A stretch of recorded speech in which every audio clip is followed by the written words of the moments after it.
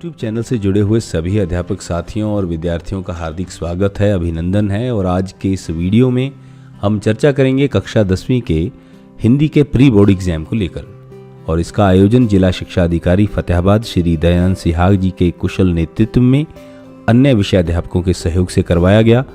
आशा है कि उनका यह प्रयास हमारे विद्यार्थियों के लिए हितकर रहेगा। तो चलिए शुरू करते हैं परीक्षा पत्र में पूछे गए प्रश्नों के उत्तर की चर्चा। प्यारे विद्यार्थियों, जो ये प्रश्न पत्र आपके सामने रखा जा रहा है, इसको तैयार किया गया है बिल्कुल बोर्ड के प्रारूप के आधार पर, यानी कि जिस प्रकार से बोर्ड में आपको परीक्षा पत्र प्राप्त होंगे उसी आधार पर इस प्रश्न पत्र को तैयार किया गया है। तो अगर आपके पास इस प्रकार के प्रश्न पत्र नहीं भी हैं तो उसका जो लिंक है वो आपको हमारे इस वीडियो के डिस्क्रिप्शन बॉक्स में मिल जाएगा। आप वहाँ से लेकर इसका अभ्यास कर सकते हैं। और इसके साथ साथ ये जो प्रश्न पत्र है 2 भागों में विभाजित है और आपको फाइनल एग्जाम में जो मार्च 2022 में आयोजित होने हैं उसमें भी आपको प्रश्न पत्र 2 भागों में ही मिलेगा। पहला भाग आपका आत्मनिष्ठ भाग है। आत्मनिष्ठ का अभिप्राय है कि आपको उन प्रश्नों के उत्तर लिख कर देने हैं और जो प्रश्न किस प्रकार से आएंगे, कितने अंकों के आएंगे, ये भी हम आपके साथ चर्चा करेंगे। और जो प्रश्न पत्र का भाग दूसरा है वो वस्तुनिष्ठ है। वस्तुनिष्ठ का अभिप्राय है कि इसमें आपको बहुविकल्पीय प्रश्न भी शामिल रहेंगे और इसके साथ साथ वन वर्ड आंसर या एक वाक्य या वाक्यांश के अंदर भी उसका उत्तर देना अपेक्षित रहेगा। तो हम इस प्रश्न पत्र की जो चर्चा है, जो हल की चर्चा है, जो उत्तरों की चर्चा है, वो हम दूसरे प्रश्न पत्र से कर रहे हैं, यानी कि जो आपका वस्तुनिष्ठ भाग है।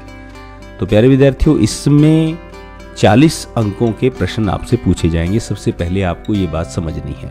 और दूसरा, वो 40 अंक किस प्रकार से आवंटित किए गए हैं आपको वो भी ध्यान रखना है। तो जो 40 अंकों का जो विभाजन है वो विभाजन किस प्रकार से किया गया है, वो विभाजन किया गया है इस आधार पर कि आपके जो 12 अंक के प्रश्न हैं वो आपके पाठ्यक्रम में जो सम्मिलित कविताएं हैं, यानी कि जो आपका पद्य भाग है उस पद्य भाग में आपको 12 अंकों के प्रश्न ये MCQ रहेंगे, बहुविकल्पीय प्रश्न। और इसी प्रकार जो गद्य हैं, हमारे 4 पाठ हमारे पाठ्यक्रम में हैं, क्योंकि कुछ पाठ्यक्रम जो है वो डिलीट कर दिया गया है, रिड्यूस कर दिया गया है हरियाणा विद्यालय शिक्षा बोर्ड के द्वारा। तो जो 12 अंक के प्रश्न हैं वो आपके गद्य भाग से रहेंगे। तो इस प्रकार 24 प्रश्न जो है आपको मिलेंगे वो बहुविकल्पीय मिलने वाले हैं। इसके पश्चात जो 16 अंकों के प्रश्न हैं वो आपके व्याकरण खंड से जुड़े हैं। तो व्याकरण खंड के जो प्रश्न हैं वो आपके वन वर्ड आंसर हैं, यानी कि वन वर्ड या आपको एक वाक्य के अंदर आपको उसका उत्तर देना है। तो हम सबसे पहले हमारा जो इस प्रश्न पत्र का दूसरा भाग है उसके बारे में चर्चा करेंगे। फिर हम आपको बताएंगे कि जो पहला भाग है उस पहले भाग में किस प्रकार के और कितने अंकों के प्रश्न हैं वो पूछे जाने हैं। तो ये प्रश्न पत्र की जो चर्चा है ये आपको तैयार करेगी, आपको परीक्षा पत्र के प्रारूप को समझने में भी और आपको अभ्यास करने में भी। तो इस वीडियो को आप अंत तक देखते रहिएगा। और जिन बच्चों ने अभी तक इसको लाइक नहीं किया है चैनल को, तो जरूर लाइक कर लीजिएगा। और चलिए शुरू करते हैं। पहला प्रश्न, रूपक अलंकार की परिभाषा दीजिए। तो आपको सिंपली इसका उत्तर देना था उपमेय और उपमान में अभेद। जहां पर उपमेय और उपमान में अभेद होता है वहां पे रूपक अलंकार होता है। अगला प्रश्न है, बाल कल्पना कैसे पाले, इसमें कौन सा अलंकार है। तो आपको आपके अध्यापक ने बताया होगा कि सा से सी सरिस सम अगर ये शब्द मिलते हैं तो वहां पे इन वाचक शब्दों के आधार पर कौन सा अलंकार रहता है, वो रहता है उपमा अलंकार। इसके पश्चात नीलकंठ विग्रह करके समास का नाम लिखिए। तो इसका विग्रह रहेगा नीला है कंठ जिसका। तो नीला है कंठ जिसका किसकी बात की जा रही है, शिव की बात की जा रही है। तो शिव की बात करने के कारण अन्य पद प्रधान है, तो यहाँ पे बहुव्रीहि समास रहेगा। इसके पश्चात प्रतिवर्ष। प्रतिवर्ष जो है इसको आप वर्ष वर्ष के रूप में भी इसका समास विग्रह कर सकते हैं या हर वर्ष लिखकर भी इसका समास विग्रह रहेगा। और ये समास है अव्ययी भाव समास, क्योंकि प्रति जो है वो क्या है, पहला पद एक अविकारी शब्द होता है, इसलिए यहाँ पे अव्ययी भाव समास है। आपको 2 समास की बात हमने यहाँ पे की है।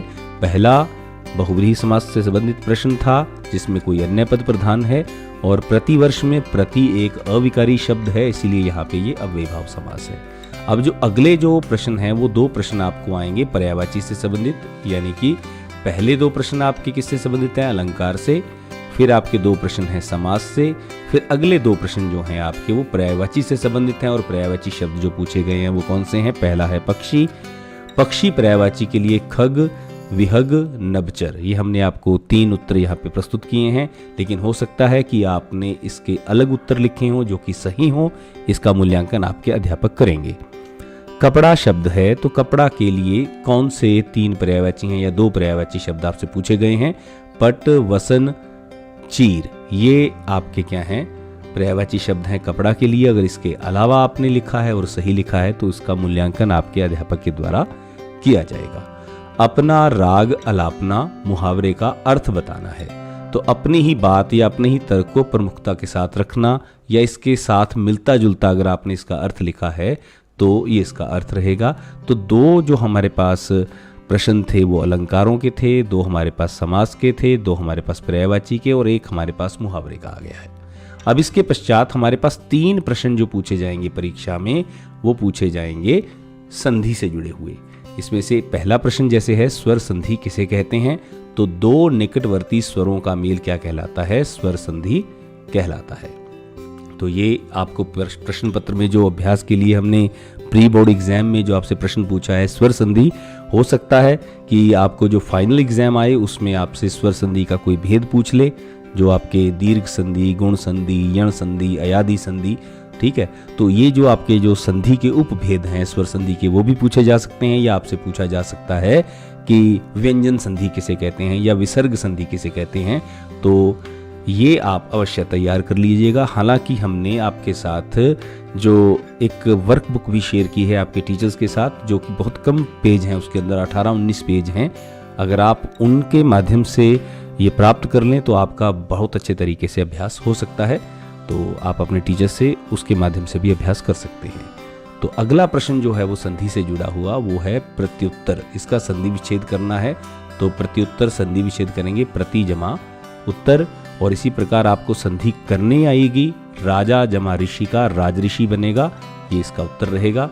इसके पश्चात अगला प्रश्न जो है प्रश्न संख्या 11 है आविर्भाव का विलोम। यानी कि अब आपको 2 प्रश्न जो हैं वो किससे जुड़े हुए पूछे जाएंगे? वो पूछे जाएंगे आपको विलोम शब्दों के बारे में। तो आविर्भाव का विलोम है तिरोभाव और व्यष्टि का विलोम है समष्टि।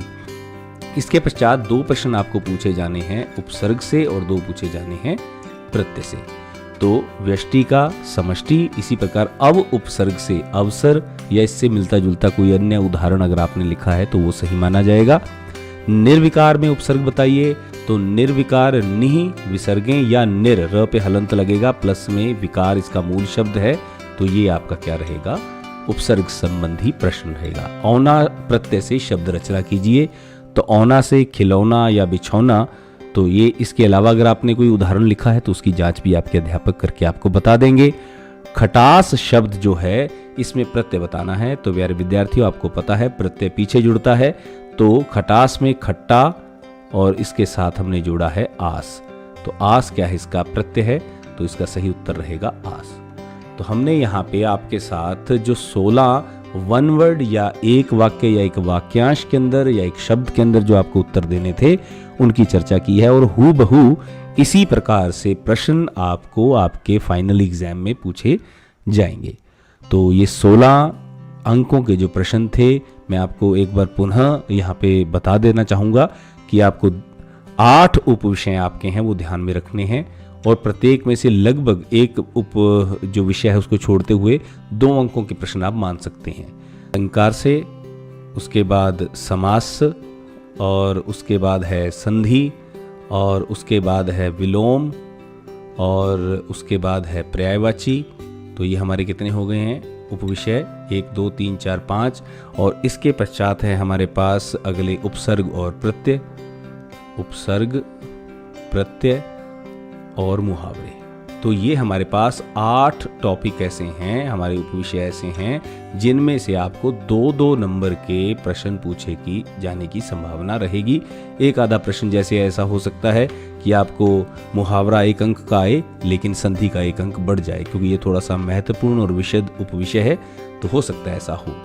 तो ये हमने 16 अंकों के जो प्रश्न प्री बोर्ड के अंदर आए थे उनकी चर्चा आपके साथ की है और साथ में हमने डिस्कस भी किया है ताकि आपको इसके बारे में अधिक जानकारी उपलब्ध हो सके।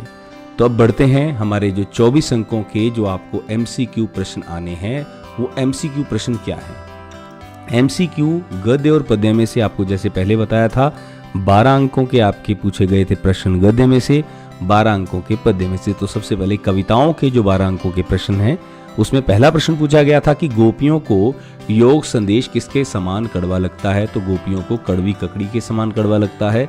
अपरस रहत स्नेह तगाते हैं, यहाँ तो अपरस का अर्थ क्या है, अपरस का अर्थ अछूता भी है, नीरस भी है, अलिप्त भी है, तो इसका उत्तर सभी रहेगा। भृगुकुल केतु कौन है, तो भृगुकुल केतु कहा गया है परशुराम को। इसी प्रकार कौशिक सुन मंद यह बालक, प्रश्न संख्या 20 है। तो कौशिक शब्द जो है या गादी सुत, कई बार ये भी प्रश्न में पूछा गया है, गादी सुत किसे कहा गया है, तो ये कहा जाता है विश्वामित्र को। गर्भन के अर्भक दलन, तो अर्भक का अर्थ क्या है, वो बच्चा उसका अर्थ है। डार द्रुम पलना कवित्व में किस ऋतु का वर्णन है, तो वसंत ऋतु का वर्णन किया गया है, देव के द्वारा लिखा गया ये कवित्व है। ब्रज दूल्ह का अर्थ क्या है, तो ब्रज दूल्हा का अर्थ है कृष्ण। इसके पश्चात श्री कृष्ण ने माथे पर क्या धारण किया हुआ है, कृष्ण ने माथे पर किरीट यानी कि मुकुट को धारण किया हुआ है। प्यारे विद्यार्थियों, कई बार किरीट की जगह पे लिखा मिलेगा आपको मुकुट। उत्साह कविता में उर्मे किसकी छवि की बात की गई है, तो वज्र छिपा उर्मे, ये पंक्ति आती है कविता में, तो बिजली या वज्र की बात की गई है।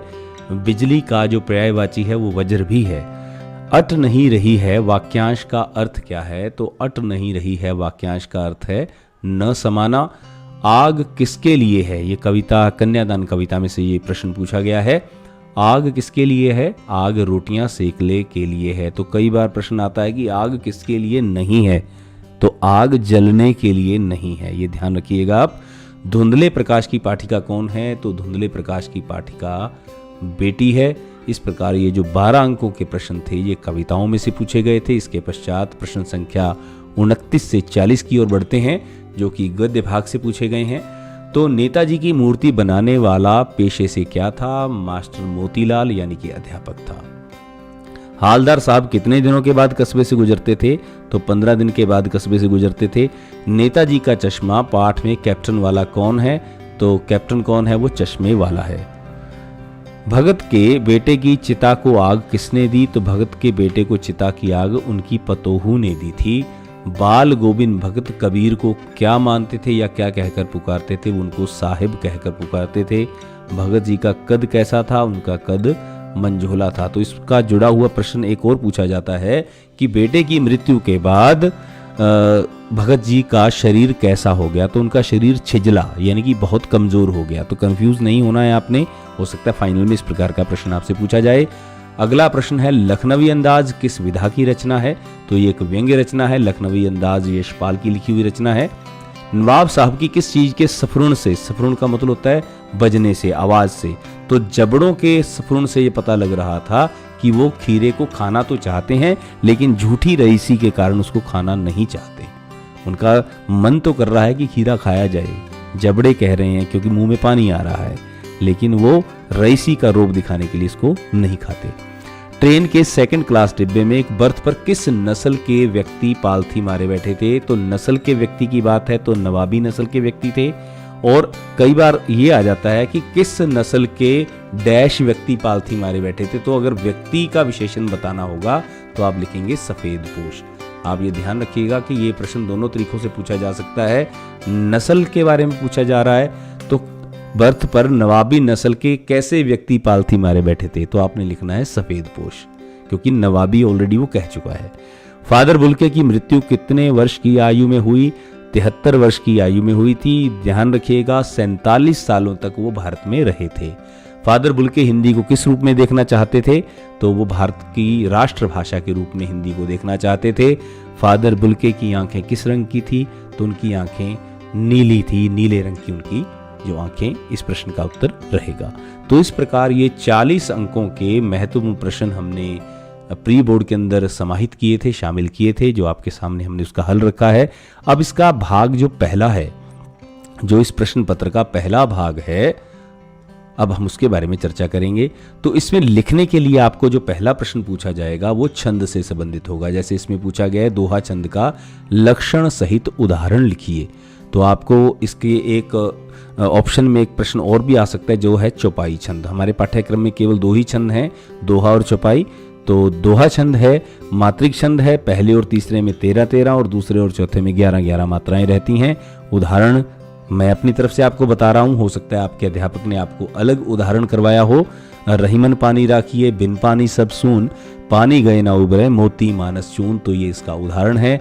आप उसका विन्यास करके दिखाइएगा, मात्राओं को प्रस्तुत करके दिखाइएगा। जहाँ पे लघु मात्रा है वहाँ पे 1 पाई का खड़ी पाई का निशान है, और जहाँ पे हमारी दीर्घ मात्रा है वहाँ पे 2 मात्राओं का चिन्ह आपने लगाना है। यानी कि या तो ये लगाना है, अगर दीर्घ मात्रा है तो आपको इस प्रकार का चिन्ह प्रयोग करना है। तो इस प्रकार आप इसका विश्लेषण करेंगे। अब आता है अगला हमारा एक विषय है, उस पर आपको निबंध लिखना है। तो इसमें आपको ध्यान रखना है भूमिका का, विषय वस्तु का विश्लेषण करना है कि आप इसमें से किस उपविषय को चुन रहे हैं। उसके अनुसार तार्किक क्षमता के साथ आप उसमें अपने तर्क देते हुए क्या विषय वस्तु के साथ न्याय कर पा रहे हैं। उसके बाद आपका उपसंहार क्या है, उपसंहार मतलब कंक्लूजन या निष्कर्ष। तो इन पॉइंट्स को, इन बिंदुओं को ध्यान में रखते हुए आप इस प्रश्न का उत्तर देंगे, और ये आपने जैसा लिखा है उस तरीके से आपके अध्यापक द्वारा जांचा जाएगा। और इसी प्रकार हमारा तीसरा प्रश्न जो है इसमें पूछा जाएगा वो आपका पत्र लेखन से संबंधित होगा।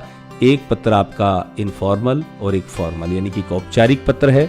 जैसे यहाँ पे विद्यालय के मुख्य अध्यापक को लिखना है खेल सामग्री उपलब्ध करवाने के लिए, और एक अनौपचारिक है जो आपको मित्र की जन्मदिवस की बधाई देते हुए पत्र है। तो निर्धारित जो प्रारूप है वो आपने जिस तरीके से सीखा है, आपके विषय अध्यापक ने आपसे बात की होगी कि इस प्रकार से पत्र रचना होती है, इसमें संबोधन कैसे किया जाता है, विषय वस्तु कैसे लिखी जाती है, और अंत में कैसे हम अभिवादन करते हैं, उनके आधार पर इस प्रश्न पत्र को जांचा जाएगा, इस प्रश्न को जांचा जाएगा। ये खंड क था जो व्याकरण से संबंधित था लिखने के लिए। 16 अंक के प्रश्न आप पहले कर चुके हैं वन वर्ड आंसर के रूप में, और इसमें आपके जो अंक हैं वो 12 अंकों के प्रश्न हैं। 5 का हमारे पास निबंध है, 5 की हमारे पास पत्र लेखन है, पत्र रचना है, और 2 अंक का छंद लेखन है। तो ये 3 प्रश्न आपको लिखने आएंगे। इसके बाद हम बढ़ते हैं खंड ख की ओर। खंड ख आपके काव्य खंड से संबंधित है। जैसे आपने 12 प्रश्न MCQ के रूप में किए हैं, अब यहाँ पे आपको जो प्रश्न पूछे जाएंगे काव्य खंड से संबंधित, उसमें आपको लगभग 3 अंक का तो आपका है काव्यांश को पढ़ के आपको उत्तर देना है। 1 अंक का आपका पूछा जाएगा काव्यांश के कवि और कविता का नाम, और उसके बाद इसका भाव सौंदर्य या शिल्प सौंदर्य वो आपको पूछा जाएगा। और आपको 3 प्रश्न दिए जाएंगे जो कि 3-3 अंकों के हैं, यानी कि 3 में से कोई 2 प्रश्न आपको हल करने हैं। तो जैसे ये आपको उदाहरण के रूप में बता रहा हूं कि बाल ब्रह्मचारी अति कोही, ये जो पंक्तियां ली गई हैं, पूरा काव्यांश लिया गया है, ये लिया गया है राम लक्ष्मण परशुराम संवाद से। कवि इसके तुलसीदास हैं, और इसका जो उत्तर है आपको कविता को पढ़ते हुए इसका भाव सौंदर्य स्पष्ट करना है, यानी कि इसका अर्थ बताना है आपको। अगर शिल्प सौंदर्य की बात आएगी तो आपको शिल्प सौंदर्य के अंतर्गत भाषा बतानी होती है, उसके शब्द योजना बतानी होती है, उसका अलंकार, उसका छंद, उसके जो अन्य शिल्पगत सौंदर्य से जुड़ी चीज़ें हैं, रस है, गुण है, इनके बारे में आपको चर्चा करनी होती है। इसके बाद आपके पाठ्यक्रम से ही 3 कविताओं में से 3 प्रश्न लिए गए हैं, उनमें से किसी 2 प्रश्नों को चुनते हुए आपको उनके उत्तर देने हैं। तो इस प्रकार अटनी रही कविता का जो प्राकृतिक सौंदर्य है वो बताना है। गोपियों ने उद्धव को भाग्यवान क्यों कहा, क्या व्यंग्य था, और कन्यादान कविता का केंद्रीय भाव क्या है। इसी प्रकार जो हमारा खंड ग है वो हमारे गद्य भाग से संबंधित है। तो गद्य भाग के अंदर भी आप 12 प्रश्न MCQ के अंदर कर चुके हैं। बाकी जो हमारा हिस्सा है वो किस प्रकार से रहेगा, एक तो आपको जीवन परिचय आएगा, साहित्यिक परिचय के साथ लिखना है किसी एक लेखक का। ध्यान रखिएगा, लेखक का आपको परिचय लिखना है, वो 5 अंक का है। फादर की उपस्थिति देवदार की छाया के समान क्यों लगती थी, तो एक ही प्रश्न आपको आएगा, 2 प्रश्न आपको आएंगे और एक आपको उसका उत्तर देना है। तो यहाँ पे जैसे फादर बुल्के का जो प्रश्न है उस पाठ में से लिया गया है, और एक आपको लखनवी अंदाज से दिया गया है। तो इन दोनों में से एक प्रश्न का उत्तर देना है। इसी प्रकार आपको आपके फाइनल एग्जाम के अंदर 2 प्रश्नों में से एक प्रश्न का उत्तर आपको लिखना होगा। और गद्यांश को पढ़कर, जैसे आपने काव्यांश को पढ़कर उत्तर दिए थे, वैसे ही प्रश्न संख्या 6 जो है उसके अंतर्गत भी आपको क्या है, गद्यांश को पढ़ के रचयिता का नाम बताना है और उसकी व्याख्या करनी है, या कोई प्रश्न भी पूछा जा सकता है। और अंत में हमारा भाग जो है, चौथा भाग कृतिका। तो कृतिका के अंदर में से आपको 5 प्रश्नों में से कोई 4 प्रश्नों के उत्तर देने हैं और प्रत्येक प्रश्न का जो अंक है वो 2 निर्धारित किया गया, यानी कि 8 अंकों के प्रश्न आपके रहेंगे। तो आपको 3 पाठ हैं हमारे पाठ्यक्रम में, क्योंकि एक पाठ कटवा दिया गया है, तो 3 पाठों में से 4 प्रश्न आपको उनके उत्तर देने हैं। कुल 5 पूछे जाएंगे। प्यारे विद्यार्थियों, हमने प्रयास किया, इससे पहले हमने आप तक एक वर्कबुक भिजवाई है, उसके अंदर हमने सभी महत्वपूर्ण प्रश्नों का संकलन किया है। आप अपने अध्यापक से, विषयाध्यापक से बात करके वो ले सकते हैं और अपना अभ्यास कर सकते हैं। तो एक बार चलते चलते पुनः आपको बता दें कि किस प्रकार के आपकी जो प्रश्न पत्र प्रारूप रहने वाला है, और इस प्रश्न पत्र को अगर आप बार बार हल करके देखते हैं तो निश्चित तौर पे इसमें से भी काफ़ी प्रश्न ऐसे हैं जो महत्वपूर्ण है परीक्षा की दृष्टि से, उनको आप ज़रूर लिख कर देखिएगा ताकि आपको परीक्षा में सहायता मिल सके। तो एक बार पुनः चलते चलते देखिए, MCQ है हमारे पास 12 जमा 12 के गद्य और पद्य, ध्यान रखिएगा। तो ये हो गए हैं हमारे पास 24 अंक। व्याकरण हमारे पास है 16 अंक के, हमारे पास 1 वर्ड, तो 16 ये हमारे पास 40 अंक हो गए। ये हमारा पेपर B है। इसके बाद पेपर A में हमने बात की थी, आपको व्याकरण आएगी लिखने के लिए 12 अंकों की। आपका 2 अंक का छंद है जो आपको लिखना है, 5 का पत्र और 5 का निबंध, ठीक है। इसी प्रकार 12 अंक ये हो गए हैं। 8 अंक हमारे पास क्या हैं, कृतिका के हैं। 20 अंकों का काम हो गया। हमारे पास अब बचते हैं कितने अंक, हमारे पास बचते हैं 12 और 8 20 और 40 60 हो गए हैं। 20 अंकों में क्या आएगा, 3 और 3, एक गद्यांश और एक पद्यांश, ठीक है जी। इसी प्रकार हमारे पास 5 अंकों का क्या है, हमारा लेखक परिचय है। इसके पश्चात हमारे पास बचते हैं 3 अंकों के प्रश्न गद्य से और 6 अंकों के प्रश्न हैं वो कविता से। तो इस प्रकार आप देख लीजिए, हमारे पास 6, 5, 11, 3, 14 और 6, 20। तो इतना ही काम आपको लिखना है। ये थी हमारी प्रश्न पत्र प्रारूप चर्चा, और साथ में हमने चर्चा की प्री बोर्ड एग्जाम कक्षा 10वीं की 2022 की, जिसका आयोजन किया गया था जिला शिक्षा अधिकारी फतेहाबाद के नेतृत्व में। तो एक बार पुनः आप सभी अध्यापक साथियों का और विद्यार्थियों का आभार।